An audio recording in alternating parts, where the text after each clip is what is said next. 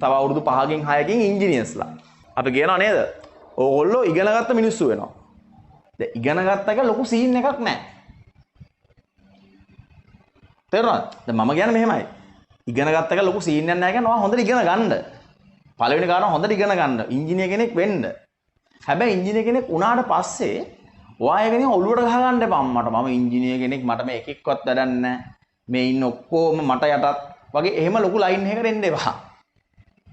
හෙන ගොබිලයි එතකොට පුතේ. ඉගෙන ගත්තා ඉතින් හරි. ඒ කියන්නේ ඒක මහා දෙයක් කරගන්න හොඳ නැහැ. ඒ කියන්නේ ඉගෙන ගත්ත නැති මිනිස්සෙක්ට ඔයා නිකන් ලොකු පොරක් වෙන්න හදන්න යන්න ඕනේ නැහැ. ඔයා ඉගෙන ගත්තා ඔයා වාගේ ලයිෆ් එක ගොඩ දාගත්තා ඒක හරි. මේ වෙන මිනිහෙක්ව ඔයාට වඩා පහත් කියලා සලකන්න ඔයාගේ ඉගෙනීම භාවිතා කරන්න එපා. එක දවසක් මම ඔය ගම්පහ ෂෙඩ් එකක පෙට්‍රල් ගහනවා. දැන් මම මේ පිටිපස්සේ කායක ඉන්න ඉස්සරහා කාර් එකේ එයා මේ ඒ කියන්නේ දැක්කම දන්නවා හරිද එයා ඒ වෘත්තිය කියලා පේනවා. ඒ කියන්නේ මට ඇත්තටම මෙහෙම කිසිම වෘත්තියක් සම්බන්ධ කිසිම ප්‍රශ්නයක් නැහැ. හරිද? ඒ ෂෙඩ් එකේ මේ තෙල් ගහන මිනිස්සයා ඉතින් මේ එයාට මොකක් හරි කිව්වා හරිද? මේ ඊට පස්සේ මේ අර ඉස්සරහා මිනිස්සයා කෑ ගහනවා මේ තමුසේ කොහොමද මට මචං කියන්නේ කියලා එහෙම ලයින් එකක් අල්ලනවා. හරිද? ඒ කියන්නේ වෘත්තිය ඔලුවට ගහගෙනනේ. ඒ කියන්නේ ෂෙඩ් එකේ මිනිස්සයා ඔයාට මල්ලි කිව්වොත් ඔයා අයියා කියන්න.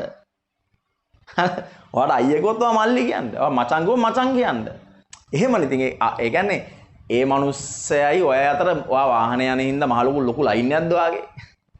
මං කරන්නේ ඒක. හරිද? ඒක ඔයා මේ දැම්ම ඔලුවට දාගන්න. ඔයා හොඳට ඉගෙන ගන්න. හොඳට ඉගෙනගෙන හොඳ තැනකට යන්න. ඉංජිනේර කෙනෙක් වෙන්න. ඉංජිනේර කෙනෙක් වුණාට පස්සේ ඒක ඔලුවට ගහගන්න එපා. හරිද? ඔලුවට ගහගන්න එපා. එතකොට ඒක ඔයාට එන බරයි. සහ එළියෙන් දකින්න මිනිස්සෙත් ඒකට කැතයි. ඉංජිනේර්ස්ලා වෙන්න යන අපි ඒ විදියට ඔළුව හදාගෙන යන නැත්තම් හෙනම අවුල්. හරිද? හෙනම අවුල්. හරි.